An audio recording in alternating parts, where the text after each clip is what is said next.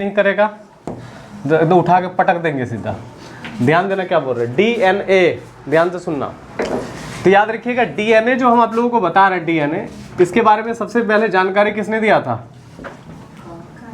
Carlsberg ने जानकारी दिया था। किसने दिया था? और इसके याद रखिएगा स्ट्रक्चर के बारे में किसने जानकारी दिया था? वाटसन, और वो क्या नाम था? क्रिक। और ये बोला गया कैसा था? ये डबल हेलिकल, द्विकुंडलीदार। ठीक है, द्विकुंडलीदार हम आप लोगों को बताए थे कैसा होता है, बताए थे ना। ये जो आपको बता रहे हैं ना, ये इस तरह का आकार का होगा, पता चल रहा? तो देखो डीएनए जो हम आप लोगों को बताए थे, डीएनए ध्यान दीजिएगा, डीएनए, तो इसमें एक चीज आप लोगों को पता चलना चाहिए कि इसका काम क्या है, तो जेनेटिक इंफॉर्मेशन देना है ना। जेनेटिक इंफॉर्मेशन ज़्यादा ट्रांसफर हो जाएगा तो गड़बड़ भी हो सकता है, तो ये क्या करता है? तो जेनेटिक इंफॉर्मेशन देता है।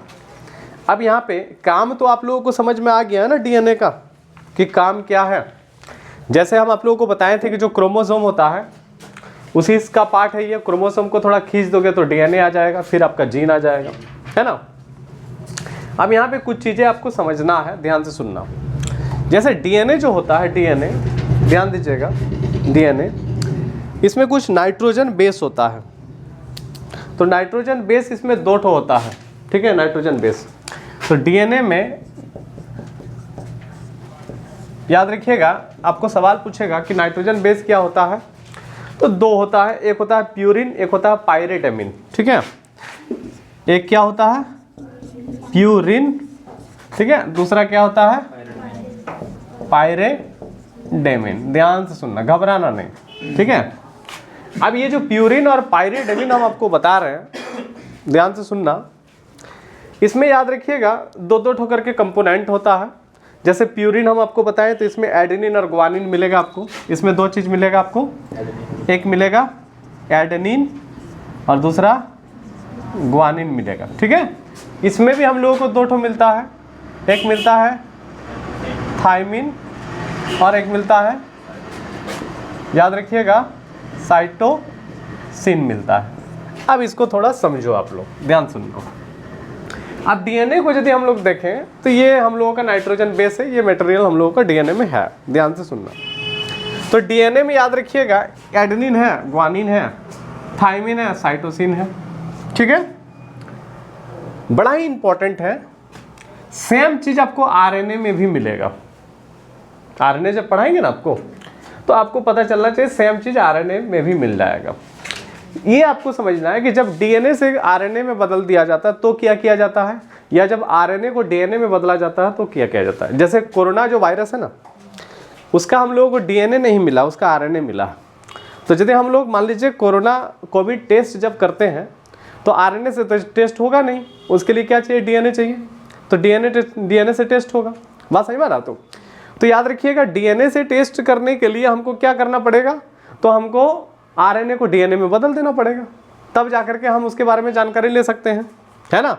सुना है कि नहीं सुना है? टेस्ट क्या होता है? डीएनए के आरएनए नहीं सुनता, डीएनए टेस्ट करवाना है, पता चल रहा। तो टेस्ट किसका होता है? डीएनए होता है। बात सही बात। तो अब कोरोना का क्या मिला? आरएनए।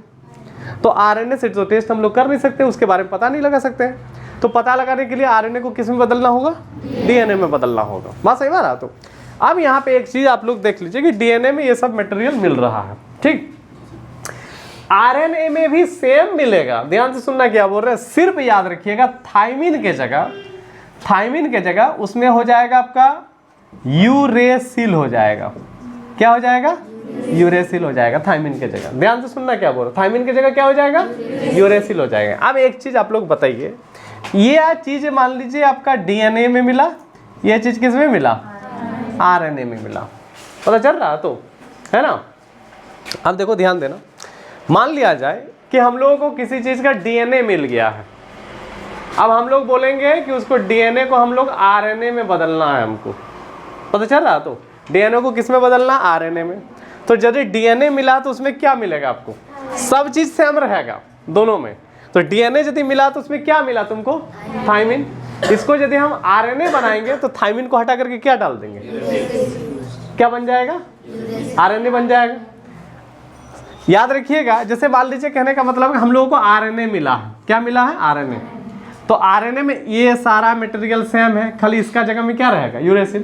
तो आरएनए मिला तो आरएनए में क्या रहेगा? थायमिन की जगह यूरेसिल रहेगा। अब मान लीजिए आरएनए को यदि हमको डीएनए में बदलना है तो यूरेसिल की जगह क्या डाल देंगे? थायमिन डाल देंगे। अब बोलिए कहाँ मिलेगा? ये सब कृत्रिम रूप से अवेलेबल रहता है। बात समझ में आ रहा है क्या बोल रहे हैं? तो यदि हमको मान लीजिए एक लाइन आप लोगों को याद रखना है कि डीएनए से जो आरएनए बनाया जाता है ना, याद रखिएगा, डीएनए से आरएनए बनाया जो जाता है उस प्रोसेस को ट्रांसक्रिप्शन कहा जाता है। हिंदी में लिख लो, कोई दिक्कत नहीं है, ट्रांसक्रिप्शन, है ना। लिखो, डीएनए से आरएनए बनाना क्या कहलाता है? ट्रांसक्रिप्शन। क्या कहलाता है? ट्रांसक्रिप्शन। डीएनए से आरएनए बनाना क्या कहलाता है? ट्रांसक्रिप्शन। डीएनए से आरएनए बनाना क्या कहलाता है? ट्रांस, पहले ट्रांस लिखो फिर क्रिप्शन जोड़ दो, ठीक है। ट्रांसक्रिप्शन क्या हो जाएगा? ट्रांसक्रिप्शन। लिखा रे? लिखे? क्या लिखे? ट्रांसक्रिप्शन, ठीक है। अब यदि डीएनए से आरएनए हम बना रहे हैं तो बताइए थायमिन की जगह क्या डाल देंगे? समझ पा रहे हो रे पीछे वाला? थायमिन की जगह क्या डालेंगे? यूरेसिल डालेंगे। क्या डालेंगे? यूरेसिल डालेंगे। कोई दिक्कत नहीं है, ठीक है। हमको डीएनए मिला है, अब डीएनए में क्या है? थायमिन है, बाकी सब मटेरियल तो सेम है, खाली थायमिन और यूरेसिल का ही इधर उधर होता है। तो हमको डीएनए से आरएनए में बदलना है तो थायमिन की जगह क्या डालेंगे? यूरेसिल डालेंगे। अब यदि मान लीजिए हमको आरएनए को डीएनए में बदलना है तो आरएनए में यूरेसिल रहता है, यूरेसिल की जगह क्या डालेंगे? थायमिन डालेंगे। तो डीएनए को आरएनए में बदलना क्या कहलाता है? ट्रांसक्रिप्शन। और लिखो, आरएनए को डीएनए में बदलना रिवर्स ट्रांसक्रिप्शन कहलाता है। क्या कहलाता है? रिवर्स ट्रांसक्रिप्शन कहलाता है, ठीक है। आरएनए को डीएनए में बदलना क्या कहलाता है? Reverse transcription. और इसी आधार पर ना कोविड का जांच हो रहा था, आरटीपीसीआर, पता चल रहा? तो कोरोना का जांच होता है ना, पता चल रहा? तो इसी आधार पर होता है कोरोना का जांच, रिवर्स ट्रांसक्रिप्शन। क्योंकि कोरोना वायरस का क्या मिला हम लोगों को? आरएनए मिला है। क्या मिला है? आरएनए। तो उसको जांच करने के लिए पहले डीएनए में बदलेंगे। तो डीएनए में बदलने के लिए क्या करेंगे हम लोग? तो उसमें थायमिन है, ये आपका यूरेसिल है, उसकी जगह में क्या डाल देंगे? थायमिन डाल देंगे। क्या डाल देंगे? थायमिन। कोई दिक्कत है? अब यहाँ पे देखो, ध्यान देना, जैसे डीएनए हम आपको बताएं तो डीएनए तो याद रखिएगा केंद्रक का पार्ट है। किसका पार्ट है? ये क्या करता है? तो जेनेटिक इंफॉर्मेशन देता है, ठीक है। मतलब याद रखिएगा, एक पीढ़ी से दूसरे पीढ़ी में जो गुण जाता है ना, डीएनए के माध्यम से ही जाता है। बात समझ में आ रहा है क्या बोल रहे हैं? जैसे मान लिया जाए कि आपका तुम्हारा वंश के बारे में जानकारी प्राप्त करना होगा तो हम डीएनए टेस्ट कर लेंगे, क्योंकि याद रखिएगा डीएनए टेस्ट करने से आपको पता चल जाएगा किस वंश से रिलेटेड है ना। ये सब जानकारी हमको मिल जाएगा। तो बड़ा ही इंपॉर्टेंट हम आपको डीएनए बताएं। इसकी खोज किसने किया? तो कार्लसबर्ग ने किया था। इसका वाटसन और क्रिक जो हम आपको बताएं, इसने इसके स्ट्रक्चर के बारे में जानकारी दिया था। ये इसका स्ट्रक्चर कैसा होता है? तो द्विकुंडलीदार होता है, डबल हेलिकल होता है, ठीक है। इसमें नाइट्रोजन बेस क्या पाया जाता है? प्यूरिन, पायरिडमिन पाया जाता है। इसमें याद रखिएगा component adenine, guanine, thymine, cytosine, ये डीएनए वाला पार्ट हो गया, है ना। अब याद रखिएगा आरएनए में भी ये सब मिलेगा कि नहीं मिलेगा? ये भी मिलेगा कि नहीं मिलेगा? खाली इसकी जगह क्या मिलेगा? यूरेसिल मिलेगा। क्या मिलेगा? यूरेसिल मिलेगा। तो डीएनए है, आरएनए में बदलोगे तुम, क्या कर दोगे? थायमिन की जगह क्या हो गया? आरएनए हो गया। पता चल रहा? तो आरएनए है, सब यही रहेगा। आरएनए यदि रहेगा ना तो यही रहेगा, सारा चीज यही रहेगा, खाली इसकी जगह क्या रहेगा? यूरेसिल। तो यूरेसिल को हटा करके तुम थायमिन डाल दो, क्या बन जाएगा? डीएनए बन जाएगा। समझा रे? समझ गया क्या? नहीं समझा? कोई कस्टमर है जो कष्ट से मर रहा है लेकिन बोल नहीं रहा है, बड़ा ही इंपॉर्टेंट है, ध्यान दीजिएगा क्या बोल रहे हैं। तो डीएनए तो समझ गया तुम लोग, समझना क्या डीएनए। आगे बढ़ जाए तो डीएनए से आरएनए में बदलने के लिए क्या करना पड़ेगा ये भी पता चल गया। आरएनए को डीएनए में बदलने के लिए क्या करना पड़ेगा ये भी पता चल गया। कोई दिक्कत नहीं है ना। आगे सुनो, अब हम लोग बात करेंगे आरएनए के बारे में। किसके बारे में? आरएनए के बारे में, ठीक है। मिटा दे इसको। ये जो आरएनए बता रहे हैं ना, क्या बताएं आरएनए? सबसे पहले तो आपको पता चलना चाहिए, बड़ा ही इंपॉर्टेंट है, याद रखिएगा। एक नाम आता है फ्रेडरिक मिशर। इसने आरएनए के बारे में कुछ चीजें बताया है, जानकारी दिया है, ढेरी जन ने बताया है। अब ये जो आरएनए होता है ना, ये होता है एक कुंडलीदार, सिंगल हेलिकल। एक कुंडलीदार मतलब ऐसे, पता चल रहा? तो आरएनए जो होता है ये कैसा होता है? इसका आकार एक कुंडलीदार होता है, सिंगल हेलिकल वाला होता है, एक वो सांप जैसा। बात समझ में आ रहा? तो क्या बता रहे हैं? आरएनए। अब ये जो आरएनए हम आपको बता रहे हैं बड़ा ही इंपॉर्टेंट है, ध्यान दीजिएगा। ये क्या करता है सुनो, समझना है आप लोगों को बहुत अच्छा से। आरएनए, इसका काम समझो। बाकी नाइट्रोजन बेस तो पता चल गया आप लोगों को, जो पहले पढ़ा है ना। डीएनए में जो रहेगा इसमें भी सेम चीज रहेगा, एक ठो अंतर रहेगा, थायमिन के जगह यूरेसिल रहेगा। मतलब आरएनए में यूरेसिल मिल जाएगा आपको। क्या मिल जाएगा? यूरेसिल मिल जाएगा, उसमें कोई दिक्कत नहीं है आगे। अब ये आरएनए का काम समझो। देखो आरएनए जो होता है ना, ये करता क्या है? तो याद रखिएगा, ये प्रोटीन का एक्चुअली संश्लेषण करता है। मतलब आप उसको संश्लेषण के साथ प्रोटीन का ये निर्माण करता है, बोल सकते हैं, निर्माण में सहयोग करता है। ठीक है, तो आप बोल सकते हो कि प्रोटीन का ही निर्माण करता है। बात समझ में आ रहा है क्या बोल रहे हैं? प्रोटीन का संश्लेषण करता है ना। प्रोटीन बनाने में आरएनए का योगदान है। किसका योगदान है? आरएनए का योगदान है। ये प्रोटीन बनाने वाला पार्टी है ये आरएनए। ठीक है, सुनना ठीक से। देखिए प्रोटीन जो होता है ना, प्रोटीन, ये जो प्रोटीन हम आपको बता रहे हैं, क्या बता रहे हैं? प्रोटीन। इसमें याद रखिएगा 20 अमीनो अम्ल रहता है, अमीनो एसिड। कितना रहता है? 20। मतलब 20 गो अमीनो अम्ल मिलेगा तो एक ठो प्रोटीन बनेगा। ठीक है, तो एक वो प्रोटीन बनाने के लिए कितना अमीनो एसिड चाहिए? 20 चाहिए। कितना चाहिए? 20। तो 20 अमीनो अम्ल में, 20 अमीनो अम्ल से एक ठो प्रोटीन बनेगा। ठीक है, जैसे हम आप लोगों को डाइजेस्टिव सिस्टम में पढ़ाए थे कि ये जो प्रोटीन होता है ये थोड़ा जटिल मटेरियल है, थोड़ा हार्ड होता है। उसको डाइजेस्ट करने के लिए शरीर में एब्जॉर्ब होने के लिए उसका टुकड़ा होना चाहिए। बताए थे ना आप लोगों को, उसका टुकड़ा होना चाहिए। तो प्रोटीन को याद है, हम लोग पहले तोड़े थे पेप्टोन में, पेप्टोन से पेप्टोइड में तोड़े। अब पेप्टोइड को तोड़ दिए अमीनो एसिड में। तो अमीनो एसिड बहुत ज़्यादा टुकड़ा हो गया तो इसको शरीर क्या करेगा? सोख लेगा, एब्जॉर्ब कर लेगा, अवशोषण कर लेगा। समझ में आ रहा है क्या बोल रहे हैं? तो याद रखिएगा ये जो बता रहे हैं कि 20 अमीनो अम्ल से प्रोटीन बनता है, एक प्रोटीन। अब यहाँ पे देखो ध्यान देना, क्या बोल रहे हैं कि 20 गो अमीनो अम्ल में हमारे शरीर में ऑलरेडी याद रखिएगा 10 ठो रहता है, शरीर में 10 ठो है और ये अनावश्यक है। पता चल रहा? तो मतलब 10 गो शरीर में आपका अवेलेबल है ना। 10 गो अमीनो अम्ल शरीर में अवेलेबल रहता है। तो 10 गो अमीनो एसिड आपका शरीर में रहता ही है ना। और हमको 10 ठो लेना है, तो 10 गो आपका शरीर में है। और याद रखिएगा हमको भोजन से कितना लेना है? 10 ठो। तो कुल मिलाकर के कितना चाहिए? 20 चाहिए। कितना चाहिए? 20 चाहिए। तो 10 हमारे शरीर में ऑलरेडी है और 10 को हमको कहाँ से लेना है? भोजन से लेना है। कहाँ से लेना है? भोजन से लेना है। ठीक है, तो प्रोटीन बनाने में सहायता कौन कर रहा है? तो आरएनए कर रहा है। कौन कर रहा है? आरएनए। तो आरएनए हम आपको बता रहे हैं क्या कर रहा है? तो प्रोटीन बनाने में सहायता कर रहा है।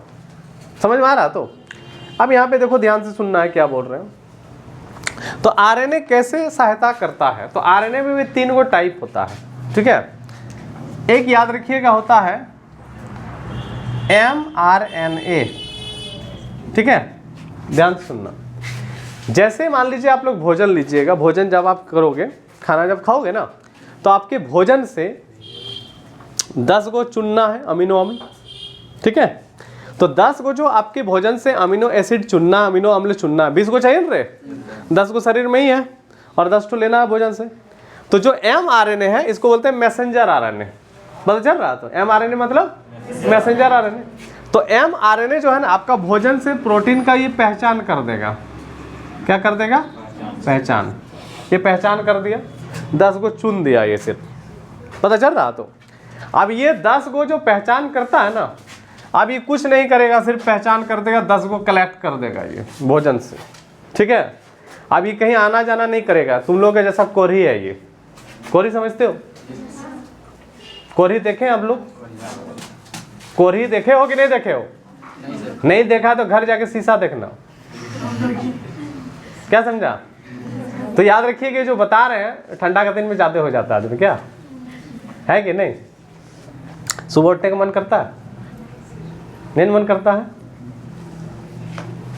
चलो सुनो, कोई बात नहीं। देखिए, तो मैसेंजर आरएनए क्या किया? तो पहचान कर लिया। ठीक है, अब याद रखिए कि सिर्फ पहचान कर लेगा अमीनो एसिड का उसके बाद ये क्या कर देगा, उसको tRNA को दे देगा। किसको दे देगा? tRNA। tRNA जो है ना वो ट्रांसफर वाला काम करता है, वो है ना, ट्रांसफर RNA इसको बोलते हैं, परिवहन वाला काम करेगा ये। तो याद रखिएगा 10 को अमीनो एसिड को कहीं तो पहुंचाना होगा ना, तो ये आपका परिवहन वाला काम कर देगा tRNA। ठीक है, तो ये परिवहन मतलब लेके कहीं जाएगा, तो कहाँ जाएगा ये? तो याद रखिएगा ये कहाँ जाएगा लास्ट में? तो ये राइबोसोम के पास जाएगा। आप इसको RNA भी बोल सकते हो। तो राइबोसोम के पास जाएगा और राइबोसोम क्या कर देगा? प्रोटीन का निर्माण कर देगा। क्या कर देगा? निर्माण कर देगा। समझ में आ रहा? तो प्रोटीन का निर्माण कौन कर दिया? राइबोसोम।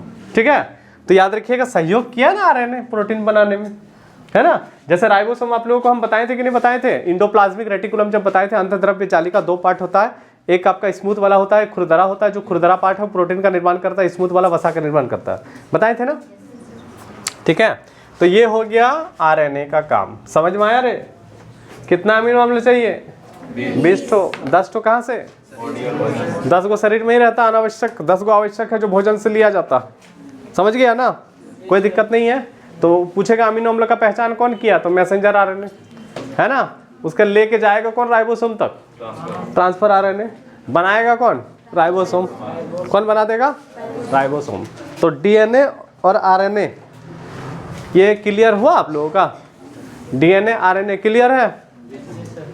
क्या नाम है तुम्हारा?